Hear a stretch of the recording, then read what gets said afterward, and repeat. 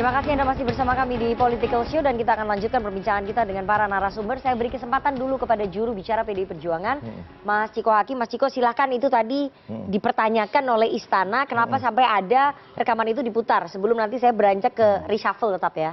Kalau asal muasalnya saya nggak tahu karena saya tidak berada dekat sekjen waktu hari itu. Tapi kalau kita bisa lihat justru bisa dikatakan oh itu beberapa tahun yang lalu itu di forum A, forum B, forum C ya kan. Beliau mengatakan ini untuk mengintimidasi orang-orang yang melakukan A, B, C, D ya kan. Justru itu kan menunjukkan tabiat dan karakter seorang Presiden Jokowi. Jadi artinya konteksnya dimanapun itu pembicaraan itu dilakukan, artinya ya itulah karakternya Presiden Jokowi. Jadi karakter aslinya terlihat ya kan bahwa dia akan menggunakan aparat, saya akan bisikin KPK, saya akan bisikin polisi, saya akan bisikin institusi-institusi lain, kejaksaan dan lain-lain untuk menindak kalian-kalian. Artinya apa? Nah, ini kan berseberangan dengan statement-statement beliau di berbagai kesempatan yang kalau ditekan terkait dengan kinerja yang buruk dari polisi misalnya atau kinerja buruk dari KPK misalnya, beliau akan mengatakan wah saya nggak bisa mengintervensi, tanyakan dong ke KPK, tanyakan dong ke ini, saya kan nggak bisa mengintervensi yudikatif ya kan kalau kita bicara soal pengadilan misalnya dan hal-hal lain. Tapi di kesempatan itu justru itu menegaskan bahwa itulah karakter aslinya Pak Jokowi. Kan itu karakter yang bagus. Karena kan kalau ada yang mencuri, ada yang korupsi, ada yang nyeleweng. Ya silahkan aja. Silahkan. Makanya ini kan udah terbuka. Artinya satu Bang Arif jadi gini. Artinya ya silahkan menilainya seperti itu. Sebagian publik akan menilai bahwa berarti itu berseberangan dengan statement-statement beliau yang sering mengatakan bahwa saya tidak bisa mengintervensi ketika ada hal yang salah dilakukan institusi-institusi yang di bawah dia, institusi negara, dia tidak KPK, tapi dia memberikan info kepada KPK. Ya jadi intinya gini loh, ini penilaiannya Bang Arif seperti itu. Tapi silakan masyarakat yang menilai. Jadi terbukanya rekaman seperti itu, ini kan open for the public to menilainya. Bukan itu kan omongan di depan dan nggak bisa diarahkan juga bagi kami di PDI Perjuangan. Justru kita bicara ini soal karakternya adalah memang kalau ada yang salah dia akan melakukan hal-hal seperti itu. Iya kan nggak apa-apa. Artinya beliau karakter yang bagus artinya beliau bisa mengintervensi. Dia bisa mengintervensi KPK. Artinya dia bisa mengintervensi kepolisian. Dia bisa mengintervensi kejaksaan untuk menindak siapapun itu. Nah itu kan bagus. Ya, tetapi kan ini berbeda dengan apa yang disampaikan di. Tapi kan memang sampai hari ini juga nggak ada bukti kalau misalnya dia menggunakan KPK, kejaksaan atau kepolisian untuk nangkepin orang-orang yang menjadi lawan politik dia kan nggak ada. Itu kan mana buktinya? Silakan Bang. Ada Bang. Jadi kalau menurut Mas Poyu itu sesuatu yang bagus gitu. Gini ya, kalau Grace merasa bahwa itu kan teks yang lama, ngapain diputar ulang? Silahkan protes, kenapa setiap 17 Agustus teks proklamasi itu yang dibaca terus? Kan mau mengingatkan substance dari proklamasi, mau mengingatkan substance dari psikologi Jokowi. Jadi semuanya itu menyangkut Hasto punya kepentingan untuk mengingatkan bahwa dari awal sebetulnya origin dari Jokowi seperti itu. Lalu now it can be told. Nah kira-kira begitu maksudnya kan. Sekarang saya terangkan itu. Tentu Hasto tahu itu bahwa dari awal bahwa itu di forumnya PDIP.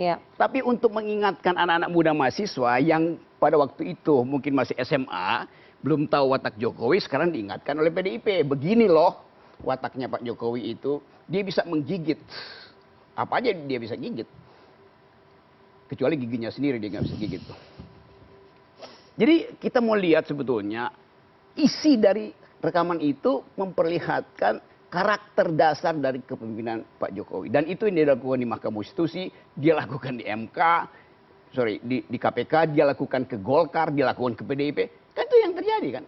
Jadi itu sekedar referensi untuk mengingatkan bahwa inilah genealogi politik dari Jokowi, yaitu bisa mengacak-acak apa aja. Jadi gini ya, saya kasih tahu sama teman-teman mahasiswa. Mas Hasto itu telah memperkosa teks. Dia memperkosa teks. Teks itu tidak boleh dilepaskan dari konteksnya. Pidato Pak Jokowi itu sangat panjang. Justru Pak Jokowi itu mengingatkan para aparatur ya, baik kepala daerah maupun penegak hukum untuk bekerja dengan baik. Agar apa? Agar Indonesia bisa menciptakan lapangan kerja, meningkatkan ekspor, menurunkan impor. Bahkan dia mengingatkan aparat hukum untuk tidak mengganggu, menggigit orang-orang yang bekerja dengan baik, birokrat yang bekerja dengan baik, pengusaha yang bekerja dengan baik. Dan dia mengatakan begini, kalau ada aparat hukum yang main-main, diganti saja kepada para pimpinan. Nah, soal bisikin atau ngasih tahu itu kan biasa. Nah, Anda kalau jadi pimpinan, Anda dapat informasi dari sana, dari sini. Kalau ada hal yang tidak benar, saya sampaikan, kan bahasanya begitu. Justru Pak Jokowi itu sedang berperan sebagai whistleblower. Dalam hukum, whistleblower itu bagus apa jelek? Bagus. Justru kalau ada penyimpangan, dia kasih tahu kepada aparat hukum. Bukan dia sendiri yang menindak. Itu yang saya sebut berbahaya sekali Mas Hasto ini. Tidak menjelaskan kapan acaranya dilaksanakan, dan dia memotong seenaknya. Hanya pada bagian-bagian yang ini kan kembali lagi kalau bicara soal acara, ini bicara soal karakter artinya. Artinya presiden yang selama ini mengatakan tidak bisa mengintervensi yudikatif, tidak bisa mengintervensi KPK, tidak bisa mengintervensi kejaksaan, ternyata kan bisa dan akan melakukan itu.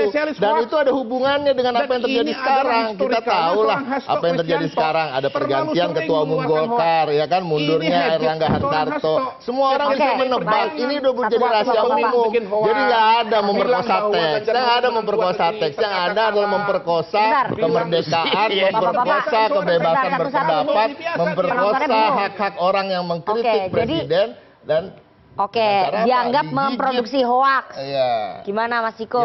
Biasa ini nggak ada hoax kok. Hoax itu bukan konteks palsu, tapi mencabut dari konteks dan mencabut dari teks dijawab. Kita tidak menyangkal bahwa itu spesialis pembicaraan itu ada di mana. Oh, nggak ada begitu, ya kan? Yang menjadi hoax itu adalah ketika mengatakan bahwa presiden selama ini tidak bisa mengintervensi institusi-institusi itu. Ternyata bisa menjadi whistleblower. Ternyata beliau mengatakan sendiri, saya bisa intervensi, saya bisa suruh orang gigit kamu, bukan saya gigit sendiri loh, tapi saya bisa suruh orang gigit kamu. Nah, ini jelas. Ini presiden yang baik, yang membela rakyat. Kalau ada penyelewengan dilaporkan kepada aparatnya. Nggak, tapi begini, apapun kan dia seorang presiden.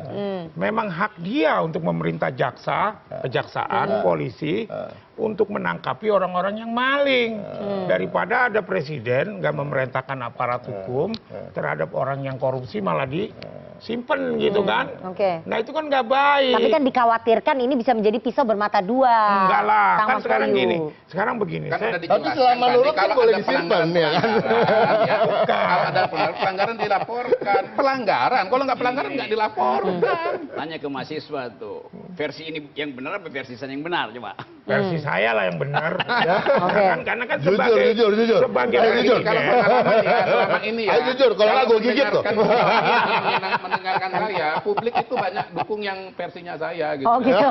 Buktinya menang Pilpres 2024. Oh, oke. Yang lain. Ya, jadi ini Pak Jokowi bertindak sebagai whistleblower, Bung Rocky. Whistleblower ini. Gimana? Kalau ada penyelenggaraan dilaporkan. Apakah ini menjadi pisau bermata dua atau justru ini menjadi whistleblower? Tadinya whistleblower itu, tapi ya, yang terjadi adalah tornado. Tornado apa gimana? Iya, diputer-puter tuh keangkat satu akar beringin itu keangkat oleh tornado. Bantengnya itu mau digorok, untung bantengnya mampu untuk lari duluan. Kalau kita lihat misalnya riset tentang psikologi Pak Jokowi itu baru ditulis oleh siapa itu orang Australia yang bahkan tadinya membela dia. Dia terangkan bahwa memang itu wataknya. Jadi ini cuma membenarkan akhirnya fakta ini kendati dia udah pase, dia justru relevan ketika riset tentang psikologi Pak Jokowi wataknya itu dikeluarkan oleh kalangan akademisi itu. Bahwa memang itu wataknya. Jadi dia menyembunyikan sesuatu dengan kalimat-kalimat itu, tapi itu yang dia praktekkan kan. Jadi berkebalikan begitu? Ya, bukan sekedar berkebalikan, dimaksudkan untuk menyembunyikan maksud, tetapi dengan akibat yang, ya maksudnya, ya saya nanti saya whistleblower kan itu. Tetapi dia lakukan sudah. Itu dasarnya kan. Lah KPK itu dibelah oleh Jokowi, PDIP dibelah, Golkar dibelah, segala macam. Jadi bukan sekedar digigit, dibelah itu. Oke. Apa nggak bengis itu? Oke. Ya, saya mau tanya ke Mbak Grace. Silakan Mbak Grace, tanggapan dari Istana. Itu watak aslinya Pak Jokowi. Ini terkait yang mana nih Mbak Nana? Ya itu tadi yang soal rekaman itu Mbak, yang tadi Anda pertanyakan juga. Ya, itu tadi saya tadi mau jawab tapi di mute ya. Jadi konteksnya. Misalnya bapak-bapak ini nggak bisa di mute, Mbak. Saya juga pusing. Silakan. Ya. Ini justru Pak Presiden menegur aparat yang justru mengintimidasi, menakut-nakuti, menggunakan kekuasaan untuk menindas orang, begitu kan? Jadi yang seperti ini ya beliau akan menginformasikan kepada pimpinan-pimpinannya masing-masing, begitu kan? Tapi memang ada sesuatu yang salah di situ, bukannya beliau mengkriminalisasi orang. Ini konteksnya makanya harus dibaca secara keseluruhan. Kalau teman-teman mahasiswa atau siapapun mau melihat konteksnya seperti apa, gampang kok, tinggal ke websitenya Setkap, bisa dibaca lengkap di situ dan dilihat konteksnya seperti apa. Oke, begitu ya penjelasan dari Istana ya, Mbak Grace. Oke. Saya kembali lagi ya, kita tinggalin itu yang soal rekamannya Mas Hasto tadi. Kita kembali lagi ke reshuffle kabinet karena tadi Kang Mas Poyu sudah menyampaikan soal untuk menghadapi persoalan yang gemuk ini makanya butuh kabinet yang gemuk dan efisien. Oh, gimana tuh kabinet gemuk efisien itu gimana konsepnya, coba dijelasin. Saya agak bingung itu. Gini, gemuk, efisien itu gimana? Sumber daya manusianya kompeten. Oke, efisiennya di mana? Efisien itu sedikit. Nah, dengan dia kompeten, maka dia mengerti cara melakukan pekerjaan yang efisien. Tapi gemuk kan banyak. Dalam keadaan gemuk. Gemuk itu nggak apa-apa. Karena yang dihadapi persoalannya gemuk. Oke, jadi orangnya banyak nggak apa-apa, gemuk. Tapi kerjanya efisien. Oh, kerjanya efisien. Ya kan? Coba, ya. Gitu kan? Oke. Benar nggak? Maka dipilihlah orang-orang yang memang bisa bekerja, tidak seperti yang kabinet ini. Berarti Ya kabinetnya kan? Pak Jokowi nggak efisien? Lah, enggak lah, orang cuma ngumpulin duitnya 35 miliar US dollar 10 tahun. Oke. Cadangan devisanya, Iya, iya, kalah sama SBY. Iya, iya. SBY 70 miliar US dollar cadangan devisanya. Ya kan? Loh, ini data, Bang. Iya, satu data. Data, Bang. Tapi Jadi, kan nanti keberlanjutan gimana? Visi ya keberlanjutan. makanya kan yang dipilihlah sekarang yang pinter-pinter, yang punya bisa kerja, yang efisien. Jangan katanya hilirisasi meningkatkan 15 kali lipat pendapatan negara, ternyata cadangan devisa kita, Mas Ciko, ya ini tanggung jawab loh PDI loh. 10 tahun tuh Jokowi cuma 35 miliar ngumpulinya. Gitu. Ya, Bu Mega dari minus meninggalkan SBY itu 36 miliar US dollar. Ini saya bicara data. Cuma berapa tahun padahal jadi presiden ya, Ya. Bu ya? SBY 10 tahun meninggalkan kepada Jokowi 107 miliar US dollar. Terus? Sekarang cuma 141. Jadi cuma 35 Nah, miliar US dollar, Bang, 10 tahun. Artinya Jadi harus ada perubahan dong, bukan keberlanjutan. Iya. Oke. Makanya ada perubahan orang-orangnya, Bang. Oh, iya. Oke, Ya tapi kan? visinya tetap. Visinya tetap, tapi orang-orangnya. Lu gila lu, uangnya cuma 35 miliar US dollar, Bang. Gimana orang-orangnya berubah tapi visinya keberlanjutan? Thailand tau nggak? Ya, Cuman ya. dagangan singkong, gula, Ya. sama turis. Cadangan devisanya 224 miliar US dollar. Come on, you orang ekonomi, pikirkan. Oke. Ya benar nggak? Coba Ya, browsing. jadi sebentar, kalau dengan kabinet gemuk tapi efisien ini kan banyak yang mengatakan ini hanya ya gemuk ya cuman bagi-bagi kursi aja Enggak sama lah, partai-partai pendukung. karena kan gini. Ini semua kabinetnya Pak Prabowo Bukan, nanti isinya ini kan semua orang banyak parpol. persoalan nih. Misalnya tadi gizi, makan gratis. Ya kan, ini kan harus disiapkan nih. Bahan Ya. pangan, ya kan. Gemuk Terus- dong anggarannya, bengkak dong. Nggak apa-apa, Badan yang gizi- penting kan badannya rakyatnya banyak. maju. Jadi gizinya bagus daripada ini obral-obralan duit, infrastruktur gila-gilaan, Oke. ya kan, sampai jual surat utang ke BI sampai 4.000 triliun, hasilnya nggak ada. Gitu loh. oke. Ya kan? Nah, ini yang harus kita dibuat oleh Prabowo ke depan gitu loh. Berat Prabowo ini melanjutkan tugasnya Jokowi, makanya harus di-reshuffle dari sekarang biar menempatkan orang-orang yang memang kompeten gitu loh. 10 tahun loh, 35 miliar US dollar. Oke. Come on gitu loh. ya tahu artinya menurut Prabowo kabinetnya Jokowi itu buruk. Lah ya iya dong, Ya, Bang. iya. Bener nggak? Iya. Makanya harus Ya, karena di-reshuffle. itu Prabowo kan pikiran Prabowo buruk karena itu taruh orang-orang saya. Lah iya, Bang. Ya udah. Bener. Bocor kemana itu loh 30 Ya, ya kan? artinya Prabowo mengevaluasi buruk karena itu Iya. tidak boleh dilanjutkan. Kan Lah begitu. iya, makanya Tapi harus visinya reshuffle. keberlanjutan. Ya, justru itu. Ya Gimana kan? tuh? Ya udah kepalang kan, harus melanjutkan utangnya, harus dibayar, masa kita nggak Oke. lanjutin. Tapi bagaimana jalannya pemerintahan menurut Bang Rocky kalau misalnya dengan kabinet gemuk tadi tapi efisien? Saya nggak bisa membayangkan tuh kabinet gemuk tapi efisien. Yo, kalau kamu aja yang setiap kali bergaul dengan isu itu tidak bisa, apalagi saya. Ya kan. Bayangkan. Coba dibayangkan gimana Bang Rocky? Apa kabinet gemuk tapi efisien tuh gimana? Iya, apa poinnya di situ tuh? Kan itu yang kepleset aja tadi Arief itu kan. Maka dia langsungkan itu argumennya tuh. Oke. Ya di mana-mana itu efisien itu kalau kualitasnya ada tuh. Dan kualitas itu diukurkan melalui prestasi di awal. Bukan prestasi di akhir. Kan yang di akhir itu kan banyak variabel masuk. Oke. Selama proses pembuatan kebijakan itu. Jadi, karena itu saya bilang tadi, yang mau di-attack apa? Kemiskinan. Ya. Karena kalau kemiskinan, maka mesti diganti Menteri Hukamnya tuh. Gitu logikanya. Ya harusnya Menteri Ekonomi dong. Ya gitu lah. Oke. Itu hal yang simpel aja kan. Ada lag di dalam komunikasi. Ya oke, diganti. Apa namanya, juru bicaranya tuh. Tapi dibikinin portofolio baru tuh. Khusus untuk si juru bicara tuh. Ya. Ya udah lihat aja nanti kan. Artinya kita mau tunggu dalam 1 minggu ini komunikasinya jadi bagus apa enggak tuh. Oke, dengan pembentukan itu ya. Yes. Oke. Masalahnya kontennya apa yang mau dikomunikasikan. Wong semuanya buruk. Oke. Bang Kodari, Anda melihatnya bagaimana? Ya kalau tema pada hari ini temanya tema transisi buat saya ya. Iya. Jadi kalau misalnya Tapi dengan Bang Rocky kabinet gemuk mengatakan tadi. ini kalau ada masalah ekonomi di-attack dong, ganti Menteri Ekonominya. Kembali tema besarnya apa? Tema besar pada hari ini dengan 2 bulan menuju transisi pemerintahan, tema besarnya adalah transisi. Jadi soal kemudian apakah kemudian besar kemudian efisien itu saya nggak berpretensi menjadi jubirnya Arief Puyono ya. Tapi buat saya satu hal bahwa Pak Prabowo itu dia buat Pak Prabowo kalau kita mencoba membaca beliau, buat beliau itu persatuan itu penting, itu syarat dasar untuk bisa melakukan pembangunan. Karena kalau tidak ada persatuan, tidak ada koalisi besar, maka kemudian akan sulit melaksanakan kebijakan-kebijakan. Dan saya kira itu cukup realistis untuk sebuah sistem pemerintahan dengan sistem presidensial multipartai seperti kita.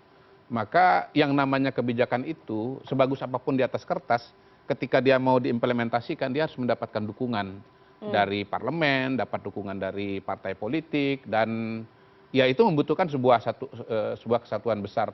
Kalau istilah saya armada lah ya, ada kapal besar, ada kapal sedang, ada kapal kecil, ya ada sekoci, tapi dia bergerak dalam satu komando yang disebut sebagai armada. Nah, armada itu yang akan dibangun oleh Pak Prabowo. Orang-orang yang akan dipilih, ya kita harus realistis lah, bahwa pada hari ini seberapapun idealnya yang diinginkan oleh Arief, ya memang nanti akan datang dari 2 sumber. Realitas, ya saya kan pendekatannya ada realisme politik. Satu yang memang Pak Prabowo sendiri, terutama yang beliau bisa tentu tunjuk adalah dari internal Partai Gerindra, tetapi juga dari partai-partai koalisi ya akan ada orang-orang yang akan keluar dari kantong Ketua Umum, dari Golkar Ketua Golkar, dari PAN Ketua PAN. Ya yang bisa disampaikan oleh Pak Prabowo adalah harapan bahwa yang diberikan itu adalah orang terbaik. Gitu. Titipannya Pak Jokowi soal nanti bisa diakomodasi nggak? Semua apakah betul-betul baik atau tidak, itu kan pembuktiannya post factum. Ya, betul. Titipannya Dan Mas Gibran, siapapun yang akan menjadi presiden dalam konteks Indonesia akan dihadapkan pada situasi seperti itu, karena itulah sistem politik yang kita miliki pada hari ini. Dan pada titik itulah saya mengatakan memang tema besar dari reshuffle kali ini adalah tema transisi. Saya nggak berpretensi mengatakan ini untuk meng-attack masalah gitu loh. Jadi kalau misalnya Bang Rocky meng-attack masalah, beliau salah baca situasi dan kondisi gitu loh. Iya, karena beliau menggunakan kacamata yang salah untuk situasi yang sudah sangat-sangat berbeda gitu. Ya artinya nggak ada kemiskinan, artinya daya beli baik-baik aja. Oh nggak juga.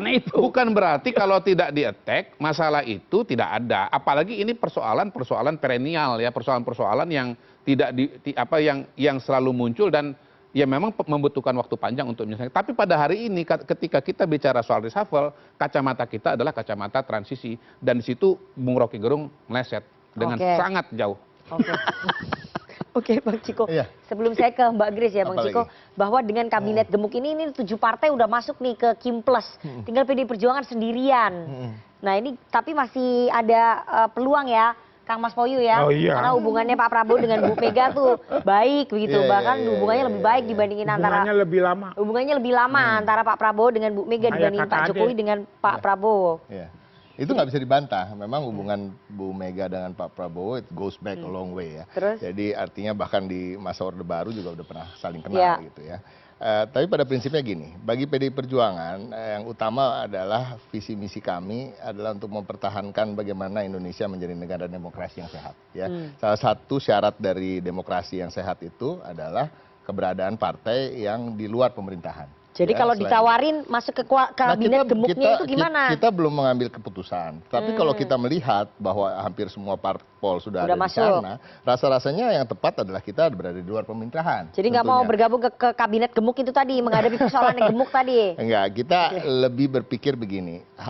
Menghadapi persoalan yang gemuk itu, tetapi kita kan sudah punya konsensus. Kita sudah sepakat bahwa negara ini adalah sebuah negara demokrasi ya. Bukan demokrasi seperti Democratic Republic of Korea misalnya. Itu kan Korea Utara ya menyebut dirinya juga demokratik.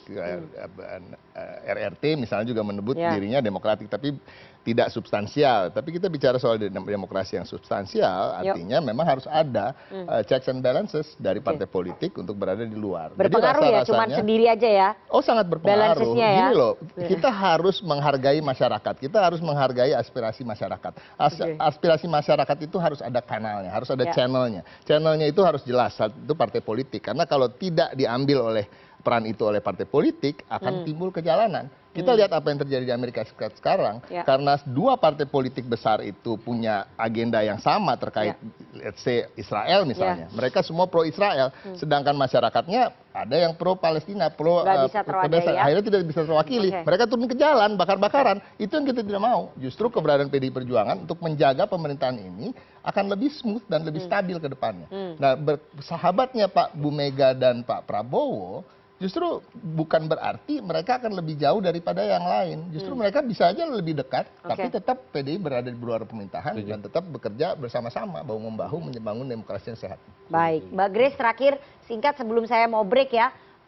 Tadi dikatakan bahwa ya kabinetnya Pak Jokowi ini banyak yang harus diperbaiki lah. Saya nggak mengutip kata-katanya Mas Poyu tuh kurang bagus ya? Kurang bagus. Kurang bagus, Hasilnya gitu. Nggak produktif gitu.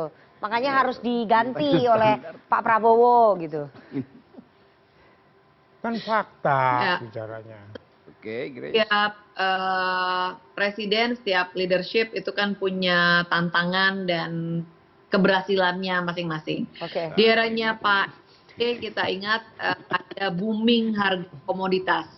Jadi luar biasa sekali pemasukan negara ketika itu karena booming harga komoditas. Di eranya Pak SBY juga banyak pencapaian-pencapaian dan kita apresiasi pencapaian beliau. Kemudian di eranya Pak Jokowi dimulailah hilirisasi. Jangan lupa juga ada pandemi COVID di mana dengan kebijakan beliau yang rem dan gas itu berhasil membawa kita keluar dari pandemi tanpa ada rusuh ke pembangunan atau pertumbuhan ekonomi kita tergolong baik bahkan di antara negara-negara dunia.